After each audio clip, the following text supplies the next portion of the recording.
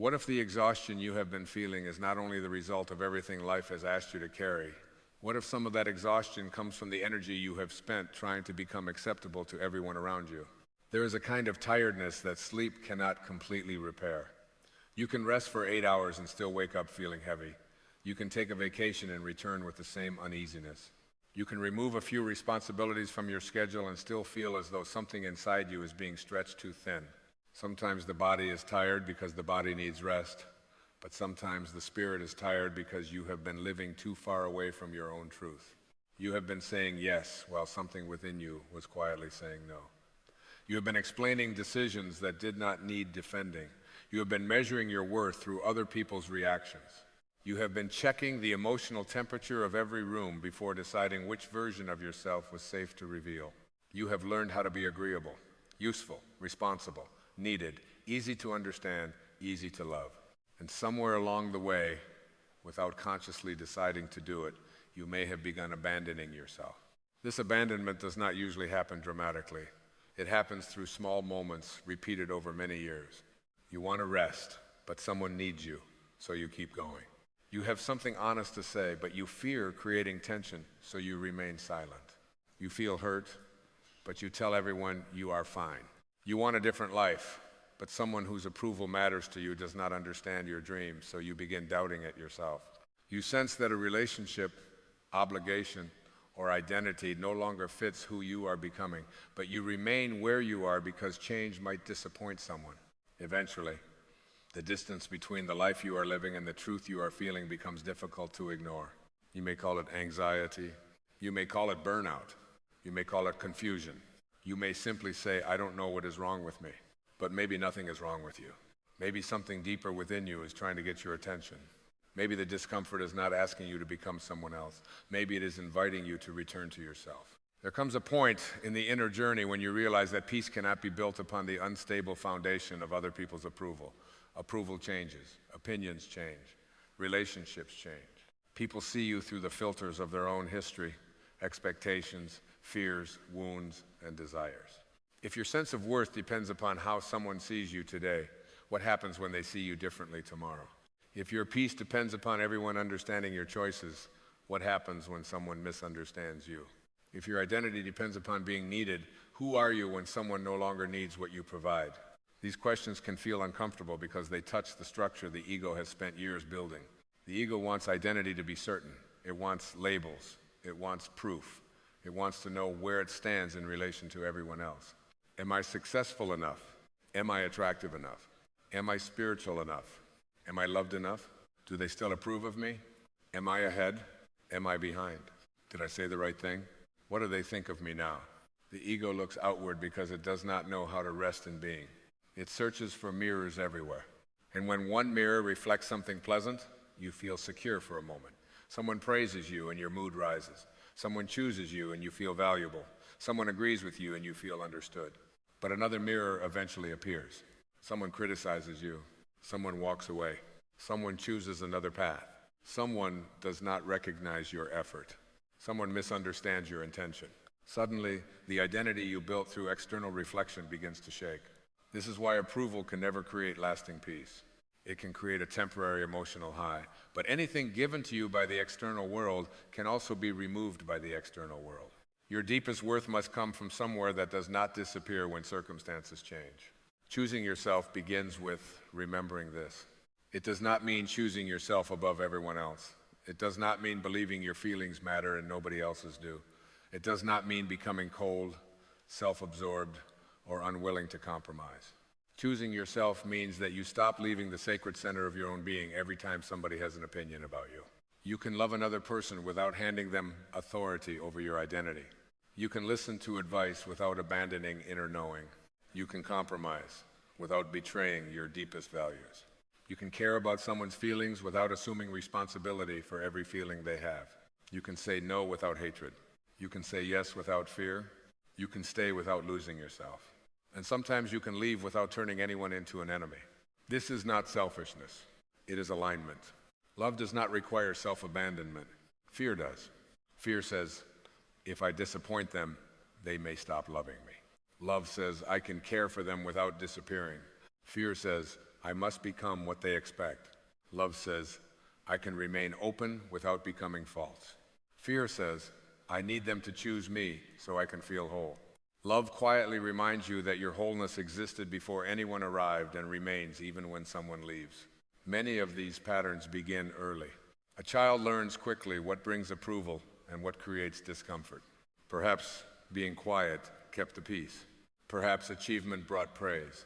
Perhaps helping others made you feel valuable. Perhaps you became responsible before you were ready because responsibility earned safety.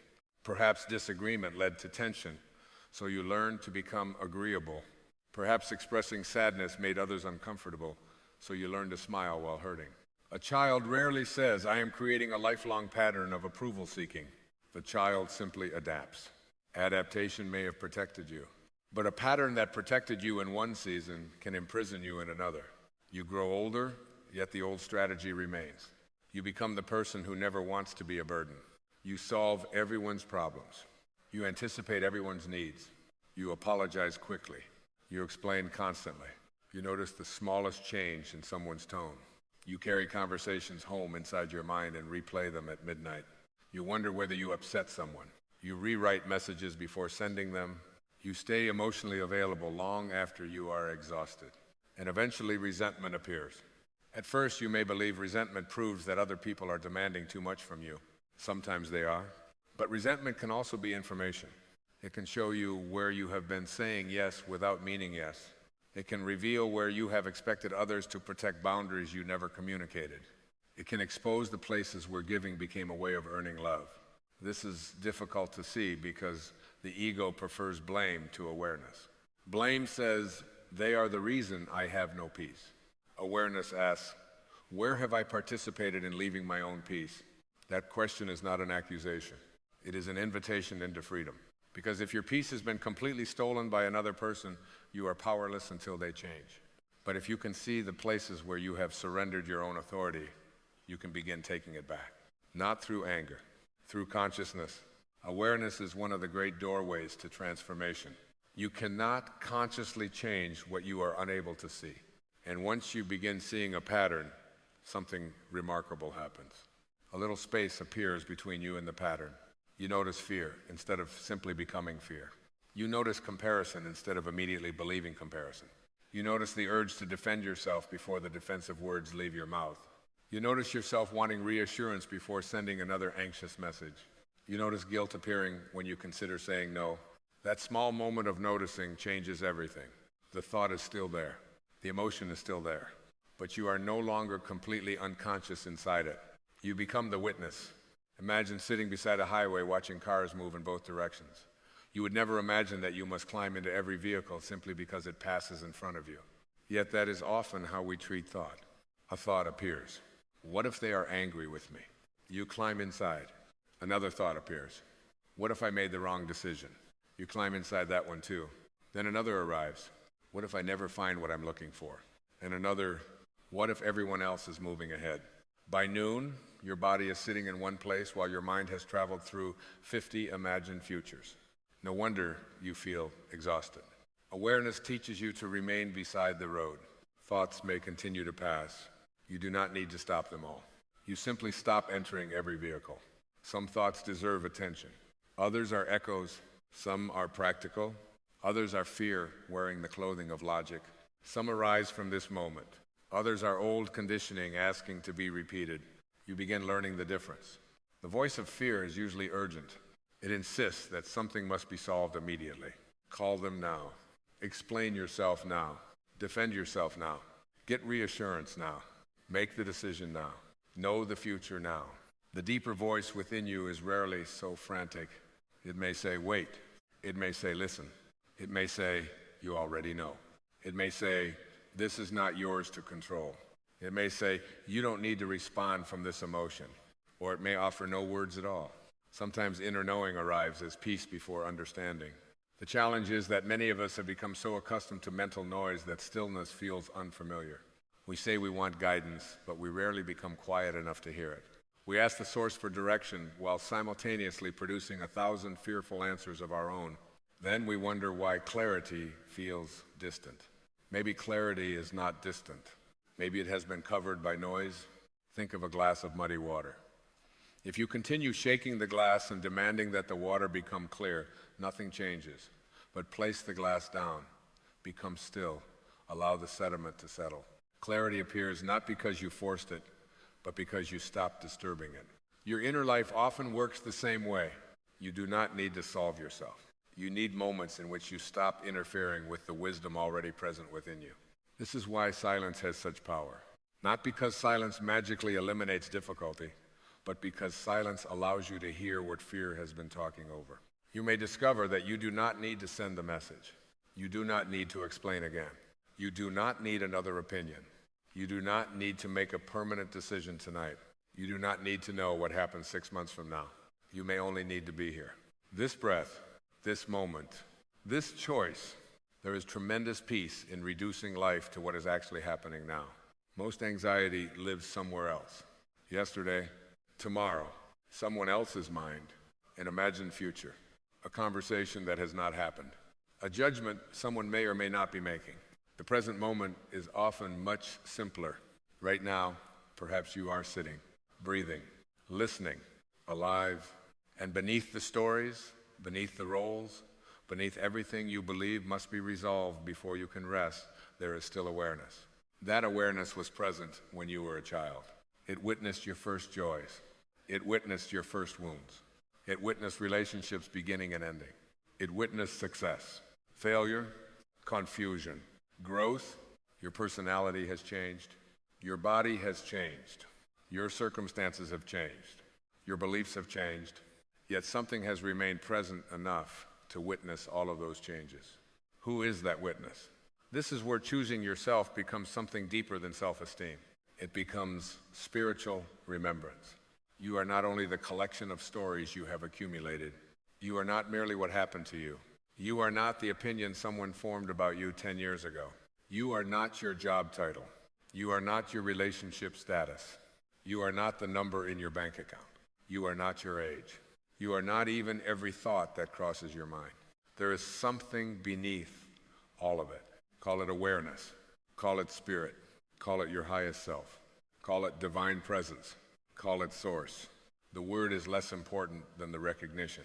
There is a dimension of your being that does not become more sacred when someone praises you and less sacred when someone rejects you. That is the place from which a different kind of life becomes possible. When you remember your connection to source, approval begins losing some of its power. You can still enjoy praise. You can still appreciate being understood. You can still desire love and companionship. Spiritual maturity does not require becoming indifferent to human connection.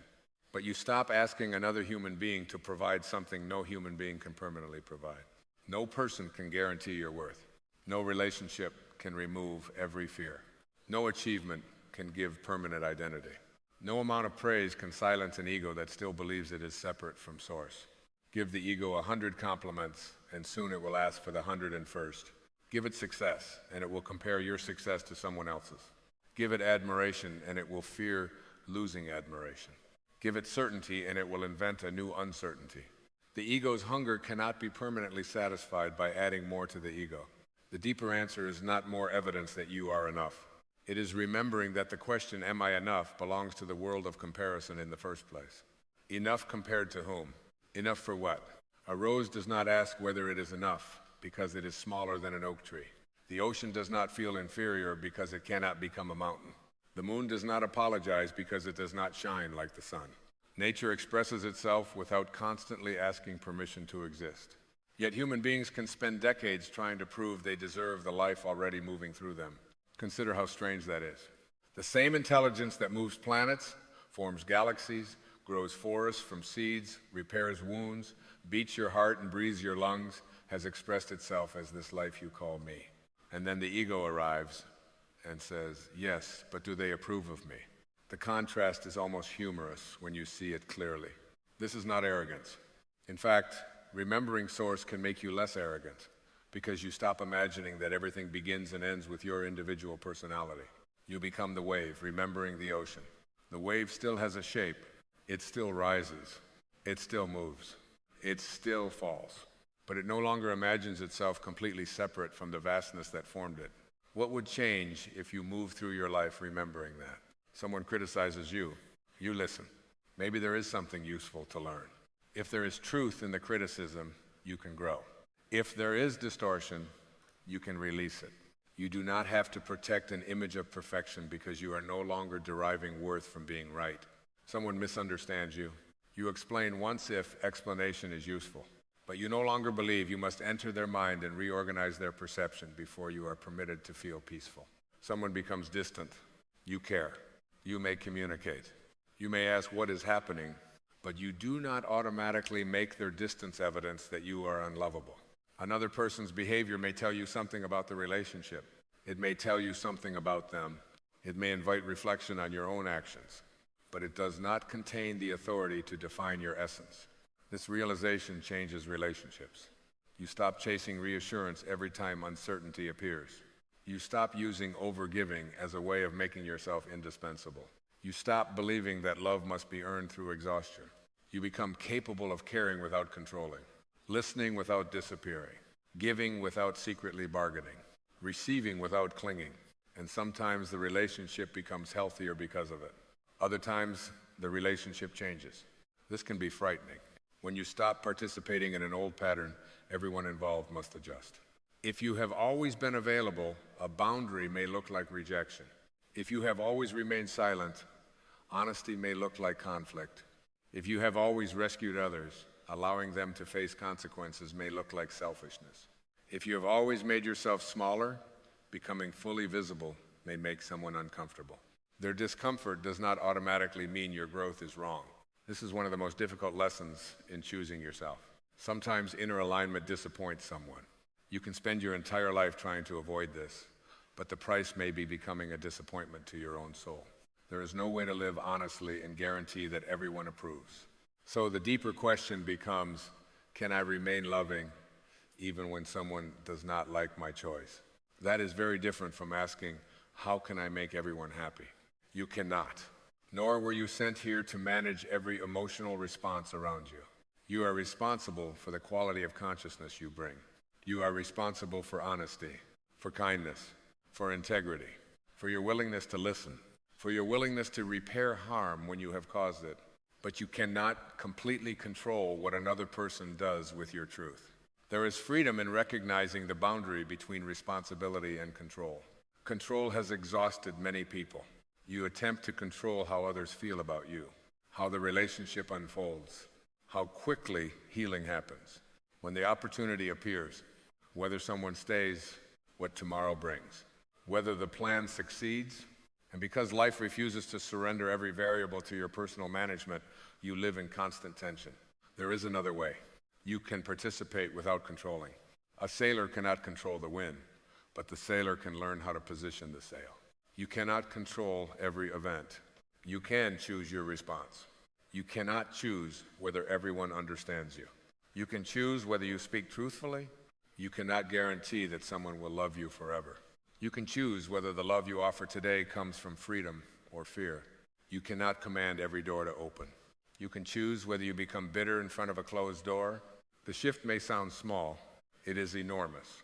Responsibility says, I will bring my highest awareness to this moment. Control says, this moment must obey me before I allow myself to be peaceful. Much suffering comes from the second statement. Attachment works in a similar way. There is nothing wrong with desire. Desire can move through you as creativity, aspiration, connection, love, purpose. The difficulty begins when desire becomes a condition. This must happen for me to be okay. This person must stay. This opportunity must work. My life must look this way. My healing must happen on this schedule. Now the desired thing is no longer simply something you love. It has become responsible for your inner wholeness. That is too much weight to place on any person, object, opportunity, or future event. Can you desire without demanding? Can you move toward a dream while allowing the source to shape the path? Can you love deeply without trying to possess? Can you work wholeheartedly without making one outcome the final measurement of your worth? This is the difference between intention and attachment. Intention says, this is the direction in which I choose to move. Attachment says, life must arrive exactly where I demand. Intention is alive. Attachment is rigid. Intention participates. Attachment controls. When you live from intention, you bring your energy toward what you value, but you remain open to an intelligence larger than your plans. Sometimes the door you want does not open. At first, the ego interprets this only as rejection, but time may reveal something else. A closed door can redirect you. An ending can free energy. A delay can deepen you. An unanswered request can reveal an attachment you were unable to see. This does not mean every painful event was deliberately arranged to teach you a lesson. It means consciousness can transform what life gives you. You can make wisdom from an experience without pretending the experience was pleasant. You can allow pain to deepen you without glorifying pain. You can lose something without making loss your identity. This is the heart of surrender. Surrender does not say, I don't care. Surrender says, I will stop fighting the fact that this moment is here. You can still take action. You can still make changes. You can still say no. You can still leave. You can still rebuild. But you stop spending half your energy arguing with reality. This should not be happening. They should not be this way. I should be somewhere else. I should not feel this. The mind believes resistance will somehow undo what already exists. It cannot. There is the pain of the event, and then there is the pain created by fighting the existence of the event. Acceptance begins removing the second layer. This is where I am. There is great power in those words. Not because where you are is where you will remain forever, but because conscious change can only begin from the place that actually exists. If a relationship has ended, this is where you are. If you are grieving, this is where you are. If you are confused, this is where you are. If you made a mistake, this is where you are. You do not heal by pretending to be somewhere else. You meet yourself here. And when you meet yourself here without judgment, you discover that pain and self-abandonment are not the same thing. You can hurt without leaving yourself. You can be uncertain without attacking yourself. You can grieve without deciding your future is hopeless. You can feel loneliness without declaring that you are unlovable. Emotions move through awareness. They are weather. You are the sky. The storm may be intense, but the sky does not become the storm. This is why learning to witness emotion is so liberating. You can say sadness is here rather than I am sadness. Fear is here rather than fear is who I am. Anger is here. Jealousy is here. Grief is here. The language may seem subtle, but consciousness changes when identification changes. If you are the emotion, you are trapped inside it. If the emotion is moving through awareness, there is room, and in that room, compassion can enter. One of the people most in need of your compassion may be the person you used to be. You look back with today's awareness and judge yesterday's choices. I should have known. I stayed too long. I trusted them. I wasted my time. I ignored myself. I made the wrong decision. But the person you were then did not have the consciousness you have now. If they did, they would have acted from it. You cannot punish an earlier version of yourself into becoming wiser. That version has already lived. What remains is the wisdom. Self-forgiveness does not mean pretending you never caused harm. Responsibility matters. If an apology is needed, apologize. If restitution is possible, make it. If behavior must change, change it. But responsibility and self-hatred are not the same. You can say I was wrong without saying I am worthless. You can acknowledge I abandoned myself without continuing the abandonment through self-punishment. You can look back and say, I wish I had known, and then answer yourself gently. You know now. That is enough to begin differently. Forgiveness of others works in much the same way. Forgiveness is often misunderstood as reconciliation. They are not identical. You can forgive someone and still maintain distance. You can release resentment and still refuse repeated harm. You can stop carrying hatred without giving someone unlimited access to your life. Forgiveness is an inner act.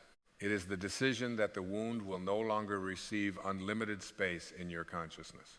Imagine someone placed a heavy stone in your hands years ago. You carried it because you were hurt, then because you wanted justice, then because you feared forgetting what happened.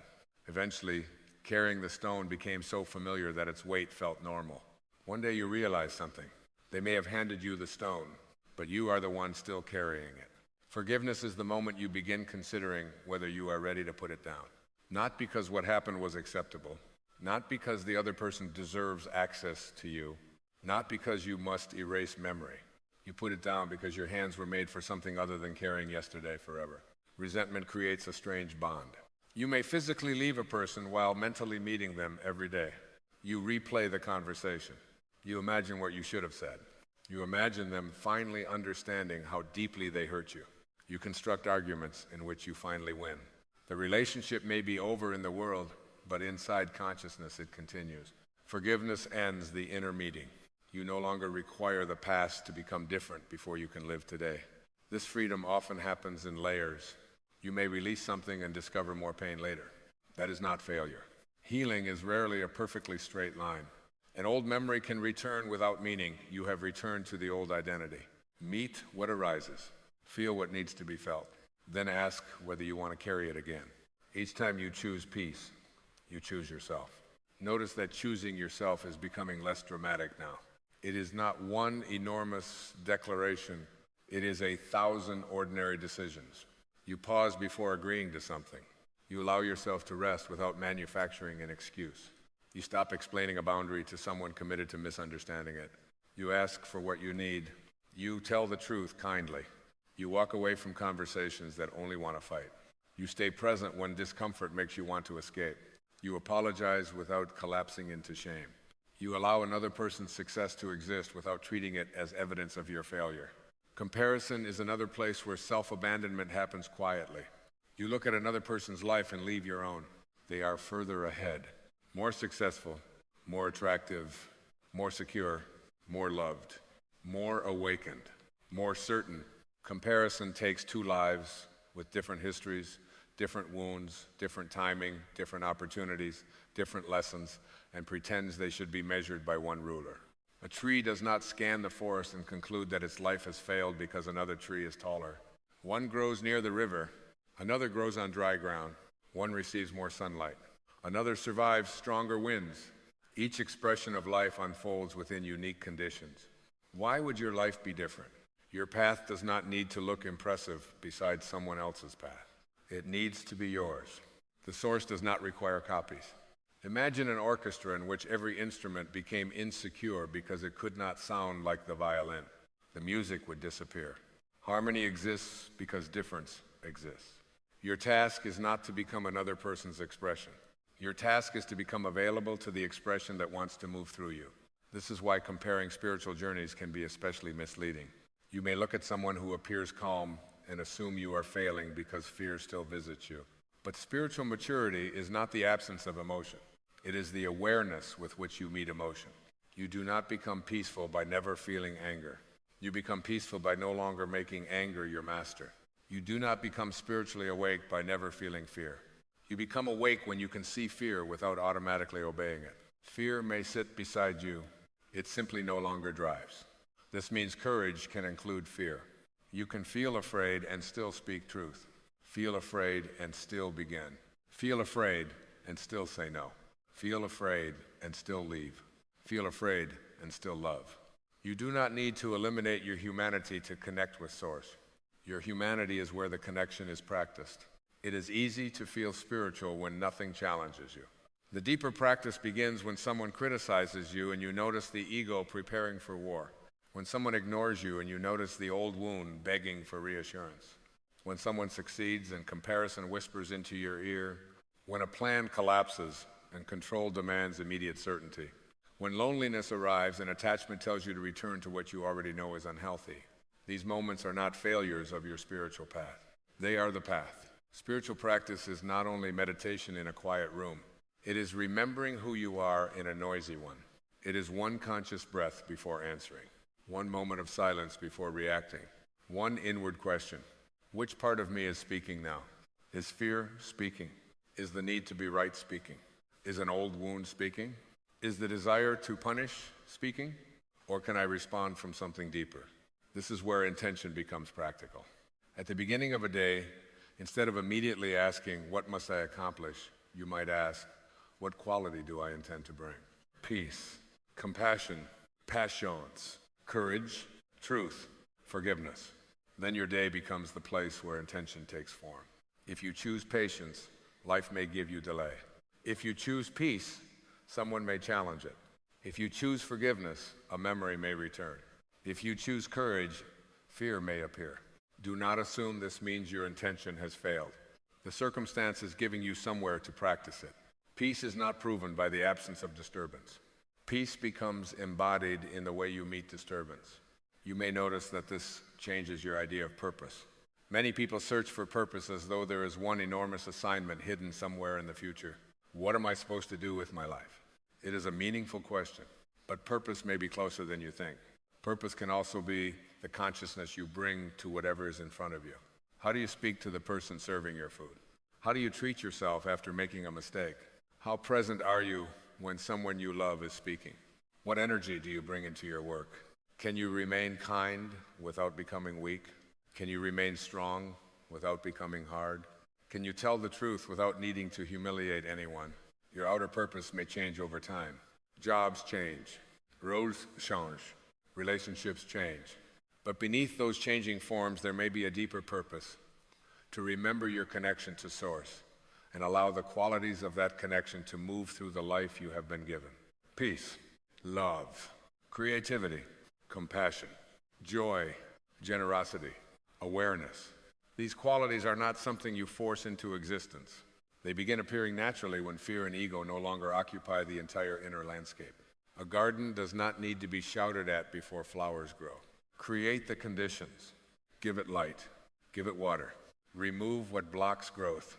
Life responds. Your inner world has its own ecology. Constant criticism poisons it. Comparison crowds it. Resentment consumes space. Fear darkens everything. Silence opens it. Forgiveness clears it. Gratitude nourishes it. Awareness brings light. This is why gratitude can be so powerful when it is genuine. Gratitude does not mean pretending pain does not exist. It does not mean telling yourself everything is wonderful when it clearly is not. True gratitude simply notices what fear has overlooked. A breath, a morning, clean water, a conversation, a hand you can hold, a body that has carried you through decades, the sound of rain, a meal, a tree outside the window. 5 minutes in which nothing needs to be solved. The ego is trained to look for absence. What is missing? What has not happened? Who has not chosen me? What have I not achieved? Why am I not there yet? Gratitude brings attention back to what is here. And what is here is where life lives. You cannot experience tomorrow today. You can imagine it, fear it, plan for it, hope for it, but you cannot live it. Life only meets you as now. This does not mean refusing to plan.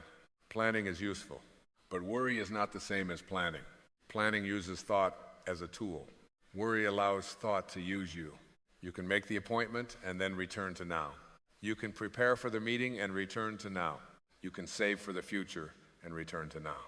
You can make responsible choices without mentally living in a tomorrow that has not arrived. This is another form of choosing yourself. You stop sacrificing today's peace to a future your mind cannot guarantee. And little by little, you begin trusting life differently.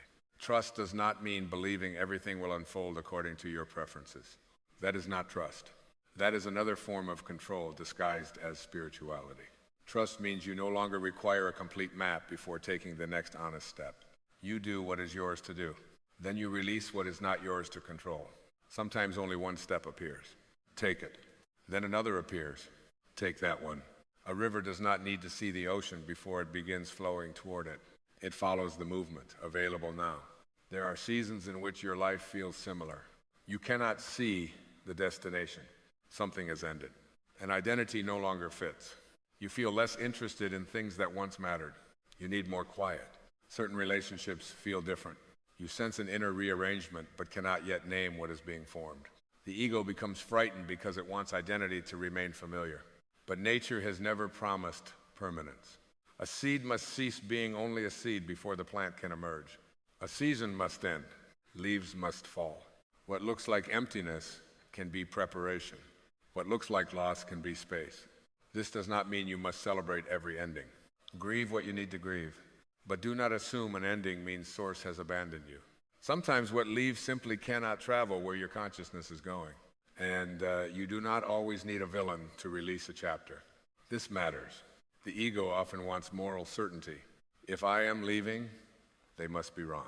If the path changed, the old path must have been a mistake. If a friendship ends, someone must be blamed. But some things complete themselves. The tree does not hate the leaf because autumn arrived.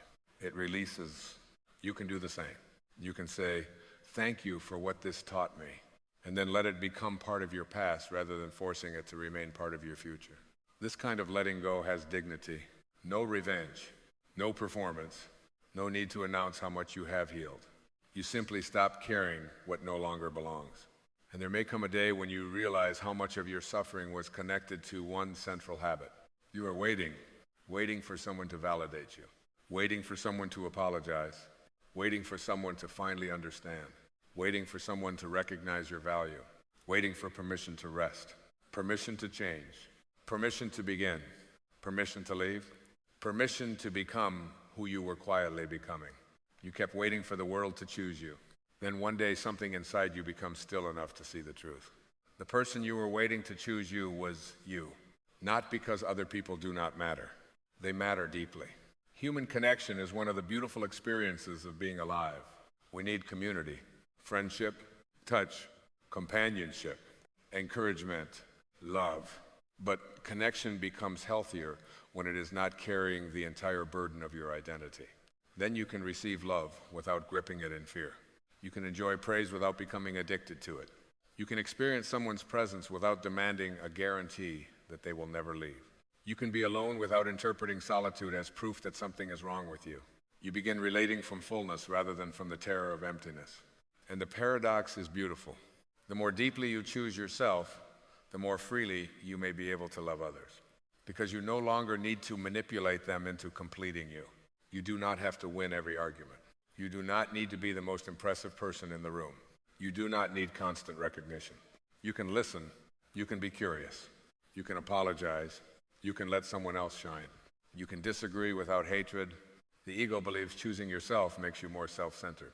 But when choosing yourself means remembering source, the opposite often happens.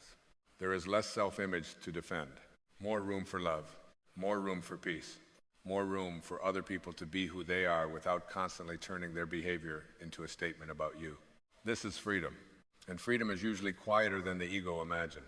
It may look like sleeping peacefully after saying no, not sending the angry message, allowing someone to misunderstand you, taking one full day of rest without inventing guilt, feeling genuine happiness for another person's success, closing a chapter without writing a speech about why you were right, looking in the mirror, no longer asking whether the person looking back has earned compassion.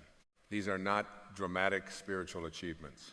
No one may applaud them, but your inner world knows something is changing. You are no longer running away from yourself. You are learning to become a home you do not need to escape. And this is where the deepest meaning of choosing yourself is revealed. It is not an act of ego.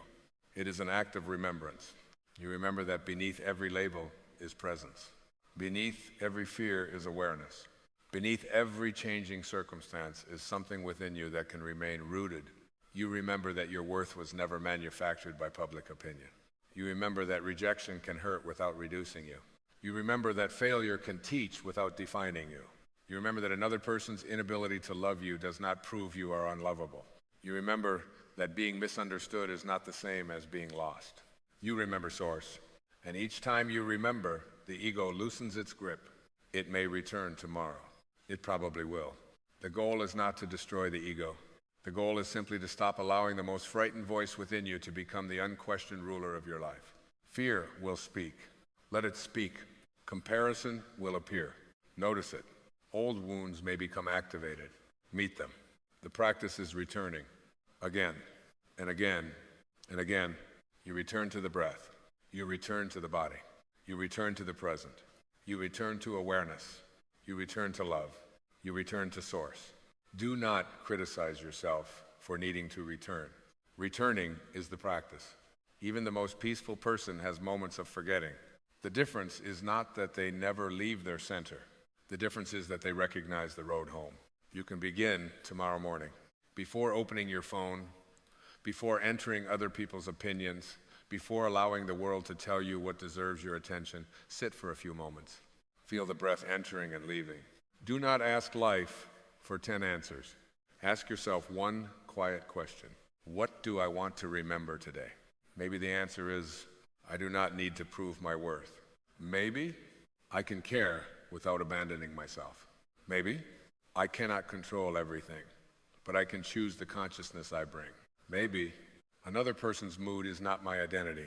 Maybe no words come at all. Then simply breathe. Allow stillness to become the first place from which you meet the day. Later, something will challenge you. A message, a delay, a criticism, a memory, an uncertainty, a person who does not respond the way you hoped. And you will feel yourself begin to leave. This is the moment, not later. This moment, pause, feel your feet, take one conscious breath. Ask, do I need to abandon my peace to respond to this? Sometimes action will still be required. Take it. Sometimes truth must be spoken. Speak it. Sometimes a boundary must be created. Create it. Sometimes an apology is needed. Offer it. Sometimes the most loving response is silence. Choose silence. The point is not what the outer action looks like. The point is where the action comes from. Fear or love. Ego or awareness. Control or intention. Resentment or clarity. You may make mistakes. You will. You may fall into an old pattern. You may say yes and later realize you meant no. You may seek reassurance. You may compare yourself. You may react defensively. Do not turn one unconscious moment into another week of self-punishment. Notice, learn, return. The road home remains available. You are never one mistake away from losing source. You do not earn connection to the divine through perfect behavior. The life within you is already the evidence of connection. Clouds may cover the sun. They do not destroy it. Fear can cover awareness. Resentment can cover love. Noise can cover inner guidance. But what is deepest in you remains. This is why self-forgiveness matters so much. Every time you tell yourself, I failed again, so I am hopeless, you strengthen identification with the old story. Instead say, I noticed. Awareness itself is progress. Yesterday, you may have remained unconscious inside the pattern for 6 months. Today, 6 hours. One day, 6 minutes. Eventually, perhaps 6 seconds. This is how transformation often looks. Not perfection, earlier awareness, quicker return, deeper compassion, less identification, more freedom. Then one evening you may look back at the day and notice something subtle. A situation that once would have consumed your mind for hours only occupied 10 minutes. Someone disagreed with you and you did not spend the night creating arguments in your head. You saw another person's success and felt inspired instead of diminished. You rested without guilt. You declined something without writing 3 paragraphs of explanation. You caught fear before fear made the decision. These are signs that your inner center is becoming stronger. Celebrate them quietly, not as evidence that you are better than anyone, as evidence that you are becoming more present. Before sleep, you might ask another question. What am I carrying that does not need to enter tomorrow? Someone's opinion? An embarrassing moment? A mistake? A conversation? An imagined future? A problem you cannot solve tonight? Feel the weight. Then imagine setting the bag down. You can pick up what truly requires your attention tomorrow, but you do not need to sleep holding everything. The universe continues while you rest. The planets do not require your worry to remain in orbit. Your heart continues beating without your instructions. Breathing happens while you sleep. Life itself is demonstrating that not everything depends on your conscious control. Let that humble you. Let that comfort you. You are participating in life. You are not carrying the entire universe. And when tomorrow arrives, choose again. Not dramatically, quietly. Choose honesty over performance. Choose awareness over automatic reaction. Choose peace over the need to win. Choose forgiveness over rehearsing yesterday. Choose intention over control. Choose trust over the demand for certainty. Choose the source within you over the constantly changing mirrors outside you. There will still be people who do not understand. Let them have their perception. There will still be endings. Allow yourself to grieve. There will still be uncertainty. Walk with the step that is visible. There will still be fear. Do not give it the steering wheel. There will still be days when you feel lost. Become still enough to remember that being unable to see the road is not the same as having no path. Life is moving even when you cannot yet understand the movement. A seed beneath the soil does not look productive. Winter does not look like spring. Silence does not look like guidance. but unseen does not mean absent. Trust what is deeper than appearances. And above all, stop treating yourself as someone you must abandon whenever life becomes difficult. Stay. Stay with yourself when you are uncertain. Stay when you make a mistake. Stay when someone leaves. Stay when your heart hurts. Stay when the old patterns return. Stay long enough to hear what is underneath them. You may discover that beneath fear is a longing for safety. Beneath anger is hurt. Beneath comparison is a forgotten sense of worth. Beneath the need for approval is a desire to belong. Then go deeper. Beneath all of that is presence, quiet, open, alive. This is the place you were trying to find through achievement, relationships, recognition, and approval. You were searching outside for a feeling of home, but home was never a location. It was never another person's acceptance. It was never the perfect relationship. It was never the day when everyone finally understood you. Home is the moment you stop leaving yourself. Home is the moment the wave remembers the ocean. Home is the moment you realize that the source you have been praying to is not separate from the life breathing through you. And once you begin to live from that remembrance, the world does not necessarily become easier. People will still change. Plans will still collapse. Bodies will age. Doors will close. Loss will remain part of being human. But you meet these experiences differently. You no longer meet every ending as someone who believes they have lost themselves. You no longer meet every rejection as someone who must prove their worth. You no longer meet uncertainty as someone completely alone in the universe. You stand rooted in something deeper. The leaves may shake. The tree remains. Clouds may move. The sky remains. Waves rise and fall. The ocean remains. Circumstances change. Presence remains. This is inner peace, not the absence of movement, the discovery of stillness within movement. Not a perfect world, a different place from which you meet the world. And maybe this is what your life has been trying to teach you all along. You do not need to wait for another person to choose you before you begin living honestly. You do not need unanimous approval before following what feels true. You do not need permission to rest. You do not need permission to change. You do not need permission to forgive. You do not need permission to release the identity that once kept you safe but now keeps you small. You can choose yourself now, not against anyone, with love, without guilt, without needing to make anyone wrong. Choose the peace within you. Choose the truth within you. Choose the awareness that watches fear without becoming fear. Choose the source from which your life emerged and to which your deepest self has never been separate. Then allow your choices to come from there. And when you forget, return. When you become afraid, return. When the world becomes loud, return. When approval becomes tempting, return. When you feel yourself performing for love, return. Return until returning becomes familiar. Return until silence no longer frightens you. Return until your own presence begins to feel like home. One day, you may look back and realize that your life changed quietly. There was no single dramatic moment. You simply stopped betraying yourself in small ways. You began listening. You began forgiving. You stopped forcing. You stopped chasing every opinion. You allowed some doors to close. You let some people misunderstand. You released some old resentment. You trusted a little more. You became kinder toward the person in the mirror. And slowly, the life you were trying so hard to fix began feeling different because the consciousness meeting that life had changed. That is the transformation. Not becoming someone worthy. Remembering that worth was never missing. Not finding yourself. Realizing that beneath all the noise, you were never truly lost. Not escaping life, learning to meet life from love rather than fear. So carry one question with you when this moment ends. Where am I still abandoning myself in order to be accepted? Do not force an answer. Allow life to show you. You may notice it in the tension inside your body when you say yes. You may notice it in the relationship where you are constantly proving yourself. You may notice it in the dream you keep minimizing. You may notice it every time you apologize for something that requires no apology. When the answer comes, do not use it as another reason to judge yourself. Awareness is not punishment. Awareness is light.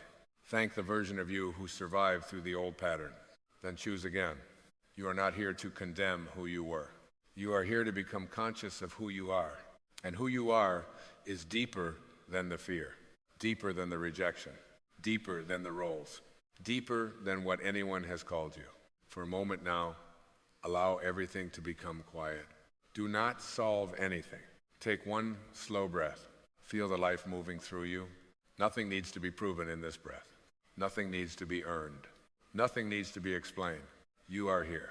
And beneath all the stories you have carried, something within you already knows the way home. Listen to it. Trust it.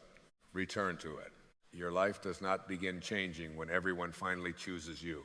It begins changing when you stop abandoning yourself while waiting for them to do so. With love, you choose yourself. And in choosing yourself, you are not separating from life. You are returning to the source of it. You are returning to peace. You are returning to presence. You are returning home.